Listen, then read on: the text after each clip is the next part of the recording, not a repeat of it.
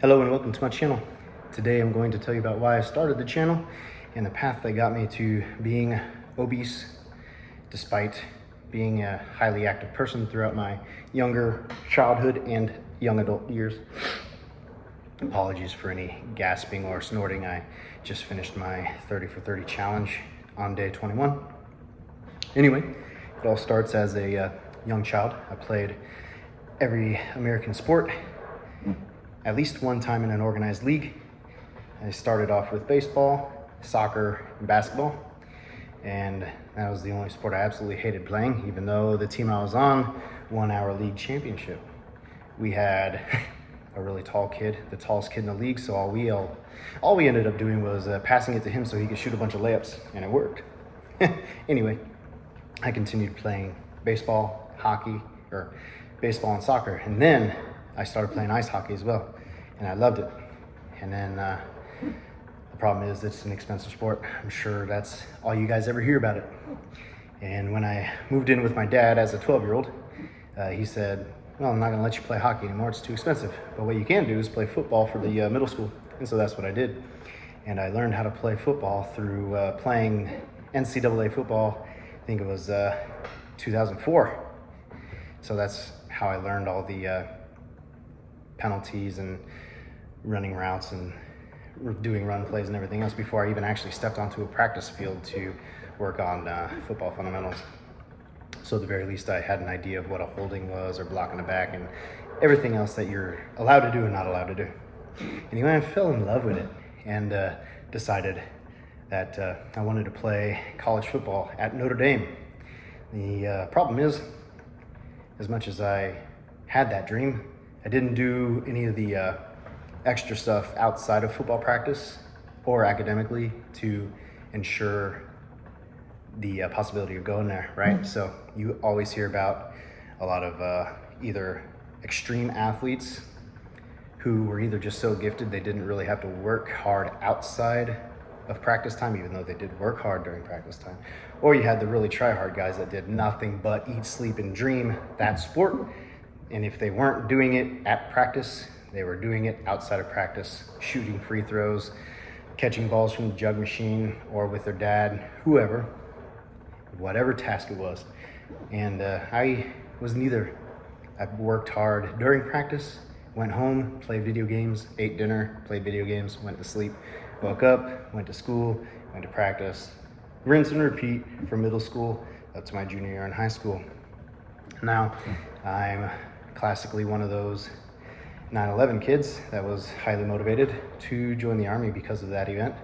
And so as a 17-year-old high school junior, I enlisted in the Army Reserves and did the delayed entry program and split option program. So I went to basic training between my junior and senior year of high school, finished my senior year of high school, skipped football because I was focused on being Army fit as opposed to football fit.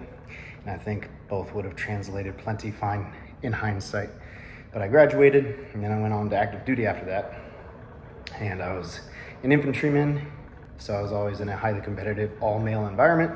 So there was always a bunch of competition going on, whether it was push-ups, rucking, running, rifle, pistol, who knew the most of any random ass topic.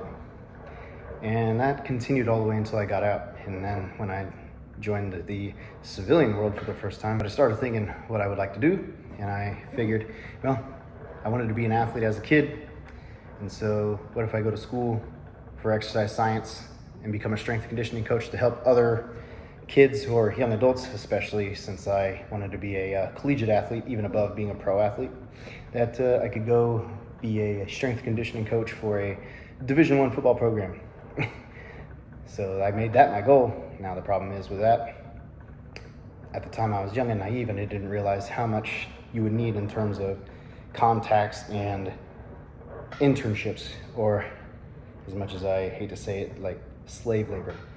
Because there, they depend on a lot of unpaid internships to build your resume and build your connections so that you can eventually get paid internships, and then maybe a strength conditioning coaching position for the Olympic sports like the baseball, the track and field, volleyball, anything else that's not football. And then maybe One day you'll get into being an assistant strength coach for the football program before you become the head strength conditioning coach for either the football team or the entire strength conditioning department. Now for me, unlike all the other typical 21, 22, 23-year-old college grads that may be able to use a family member or a close friend to roommate with or move back into, I was already a full-blown adult. I had just turned 30. I had 2 kids, and my wife and I were thinking about having a third. And so I had to try to find a way to skip the first 2 stages of the career progression for strength conditioning coach and try to find either like a part-time coaching position or some other full-time coaching position somewhere in the southeastern Pennsylvania or mid-Atlantic region. Now that didn't come to fruition, and so I decided, what else could I do with my exercise science degree? I figured, well, I have a couple of prereqs to take and I can apply for physical therapy school. Now when I did that, I got accepted into one local university, and I was planning on going there until I needed a co-signer for my student loans and I wasn't able to find somebody who would help me out. So my second option became, well, apply again to get to another school that I won't name, but they do have a weekend program. And so I was hoping to get in there so I could continue to work in some capacity to support my family while going to school. Now I didn't get accepted there, so my third option from that point was, well, now I just need to find a grown-up job, regardless of how low status or high status it was, because I need something that pays more than being a physical therapy aide at an outpatient physical therapy clinic. I worked at 2 different ones during my undergrad, and so I actually ended up at Chick-fil-A despite being an Army combat arms guy, despite being an exercise science grad.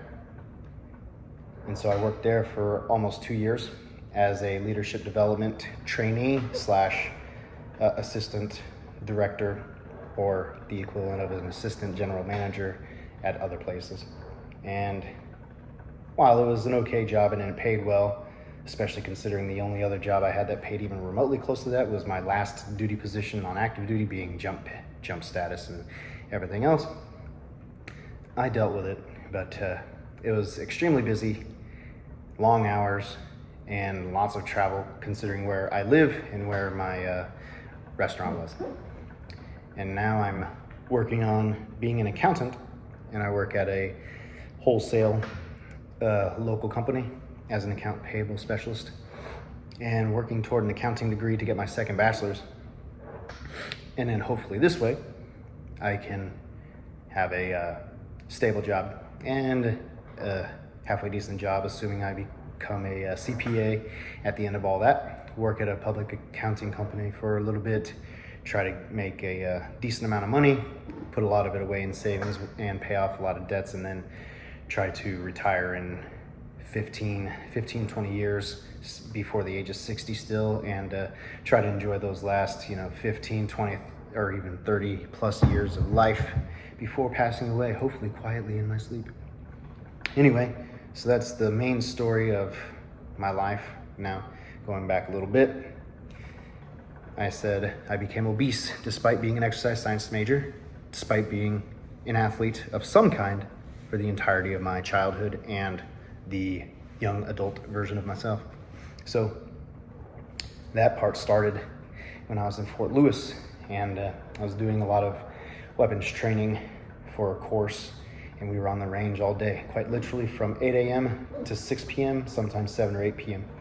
And the thing about the Army dining facilities is that they are closed by that point. So my excuse for gaining weight to start with there was my bedroom didn't have a kitchen or anything. So I couldn't make anything unless it was microwavable, but microwave stuff is pretty much always trash. I had a mini fridge, which I never used because I didn't want to store anything in there. And so I went to McDonald's nightly for 6 straight weeks. And I got like a double quarter pounder large with Dr. Pepper, sweet tea, Coke, all that, right?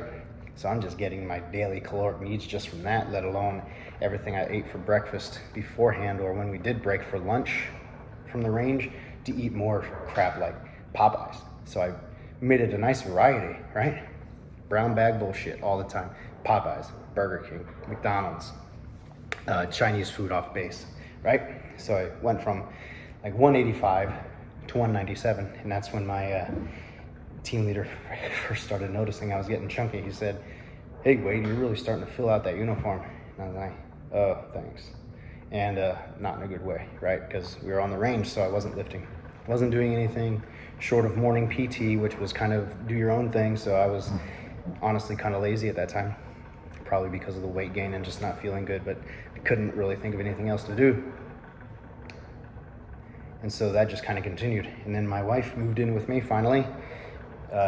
We had been separated due to being in different branches of the military, me Army, her Air Force.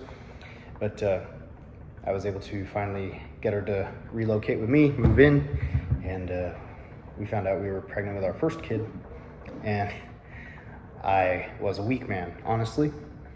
So my wife craved McDonald's during the first part of her pregnancy. And I would go get her McDonald's because it just started off with like a small fry or a medium fry, maybe a small Coke. So I'd be like, all right, I'll get that. And then a couple of weeks of that went by, and she starts, guilt tripping me into getting something with her. And so being weak, I said, okay, sure, I'll eat with you. So I would get basically the same thing, the small fry, the medium fry, the Pepsi, or, the Coke, the sweet tea. And then as she went even further, she started asking me to get more for her. So it would turn into a whole chicken nugget meal, right? Or a hamburger meal. And so I cut it off for like a week, and then she guilted me into getting food with her again on a very regular basis. And because I was being weak again, in all honesty, I said, all right, fine, I'll eat with you. And so I started getting the quarter pounder, the large with the sweet tea again, right? Already being 197. And so it continued, and I just didn't want to hear her saying, well, you're not eating with me. Because, again, I was being weak. I didn't set the boundary for myself, already realizing I was close to 200 pounds. And I continued to the point where I was 217 pounds, which was the heaviest I'd ever been. Because even in high school when I was playing linebacker, the highest I ever got to was 197. So hitting 197 as a 23-year-old was a bit of a milestone. And then just a boom, shoot right past it to 217. It's the first time, my wife started calling me chunky and saying I had tits as big as hers. And I said, whoa, that's not good. So I did return to the gym, one of our on-base gyms, and I started doing powerlifting focused stuff. I did 5x5s for bench, squat, deadlift, and then I would do an accessory for each one every single day, including lat pull downs and cable rows. So I would just do that 3 days a week, Monday, Wednesday, Friday typically, and then Tuesday, Thursday, I would mostly focus on accessory lifts for those primary ones, but each day was a full body day of varying intensities and volumes. And so at least I didn't gain any more weight, and I was starting to go through a small body recomposition, so I was getting neural adaptations and gaining a little bit of muscle mass again, to the point where I was at least looking okay. And that kind of continued from there, even after the birth of our son, up until the point where I got out of the Army and started going back home. And the first time I noticed how large I was going up to Notre Dame, Indiana, and I did the stadium tour with my mother. And we went into the Notre Dame locker room as part of the stadium tour, and we went down the stairs and did the sign swiping of the Play Like a Champion Today sign. And then my mom took a photo of me down at the bottom of the stairs, and boy howdy, my ass and hips looked so fat. Ugh.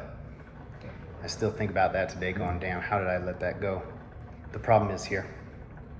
I let it get worse. Now, this was also before my exercise science program started. So even though I liked to lift, I didn't really have too much in terms of science to explain why things were happening to me, short of I was eating a bunch of shit food. But anyway, I started lifting weights at Delaware County Community College. They had a small gym there that I could use, so I started lifting in there and spent a couple of years there. Went to LA Fitness as well, working on having a nice big family. We had our second kid during that time, and I went to LA Fitness, and this was the first time I made a dedicated effort to not only lift heavy, lift hard, but to actually lose weight. And so during that time, I went from, I believe it was 230, and I made it all the way down to 199. I was sub 200 for the first time in like 3.5 years, and I stayed under 200 for exactly 2 days, 199 each day.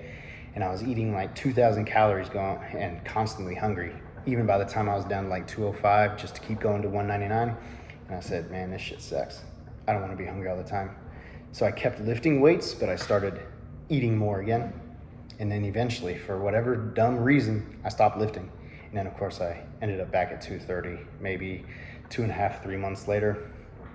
And so I just kind of hung around there for another few years. And then I started working at Chick-fil-A. And the only exercise I got while I was working there was lifting everything in that restaurant, from frozen things of chicken to lemonade jugs and sauce boxes and all this other kind of random stuff. So I wasn't going to the gym to lift weights. Whatever I did at the restaurant was my exercise. Now I was on my feet all day, anywhere from 8 to 12 hours, depending on which day my shift was. So even just being on my feet and walking around and lifting some stuff somewhat frequently, I did go from like 230 down to 218 despite eating 2 chicken sandwiches and a large fry every day, part of my benefit package for my leadership development program there. So I was like, all right, we're making a little progress again. But then I got my accounting job that I have now, and I've been there for 1.5 years. Now this is completely sedentary desk job.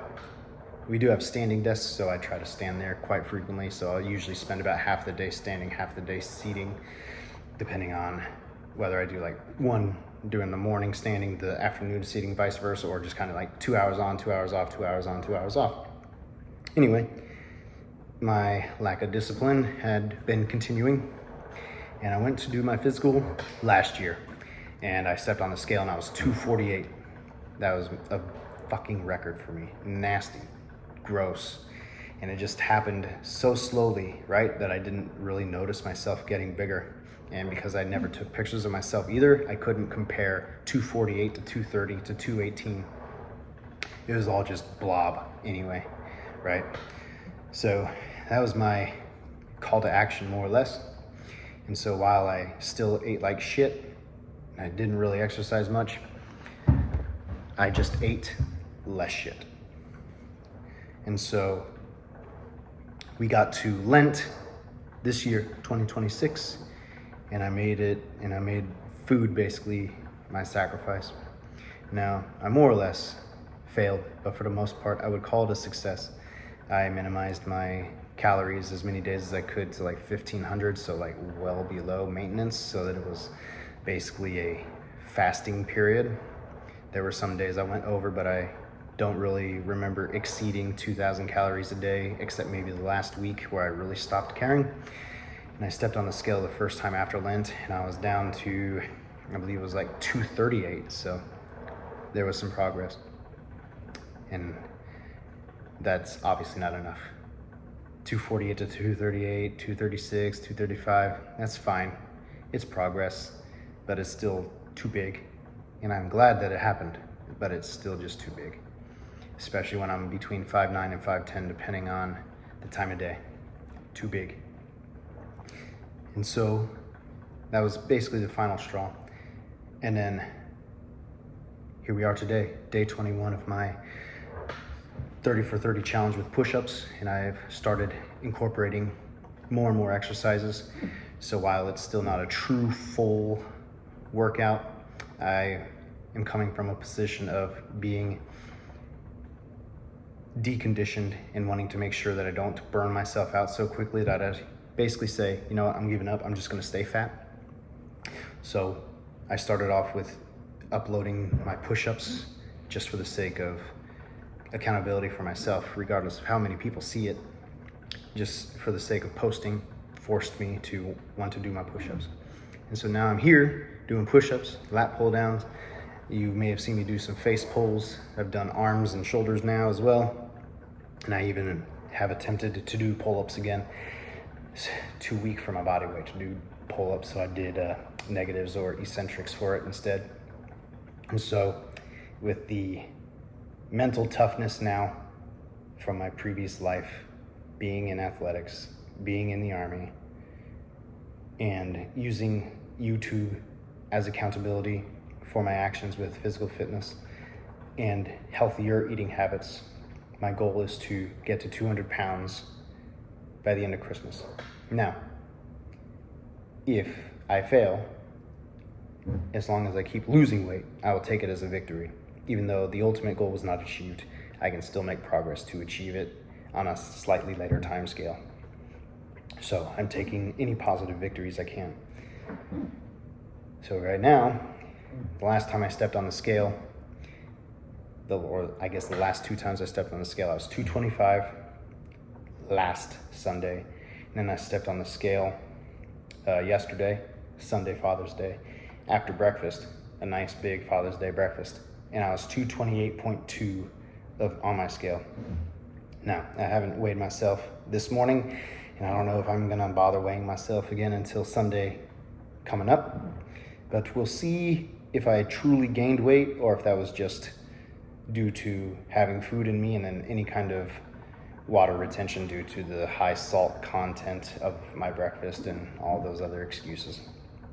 But again, the goal, 200 by Christmas, and then continuing to build the intensity and build the volume of my workouts. So whether that involves going back to the gym, like LA Fitness, or staying in my apartment gym, which I'm sitting in right now, doing dumbbell bench press, doing more than 30 push-ups every day instead of some days, doing lat pull downs, and then continuing to focus on doing pull-ups, and then doing accessory lifts beyond just a single set of biceps and triceps, going classic 3 for 10 or 3 for 12 for my accessories, and just generally being even more active. Now, one thing that's also helping for the next 6 weeks is that my local Taekwondo dojo that my oldest son is enrolled at is doing a free 6-week trial for dads due to Father's Day. So I'm taking advantage of that in order to work out even more, burn some more calories, and hopefully lose the weight. And if not, at the absolute minimum, begin a body recomposition even at 225 pounds. And so with that, I hope you found this TED Talk interesting enough that you would like to stay tuned to my progress. Help me stay accountable beyond me just posting my workouts and these new updates every so often. Now, take care, have a good night, and God bless.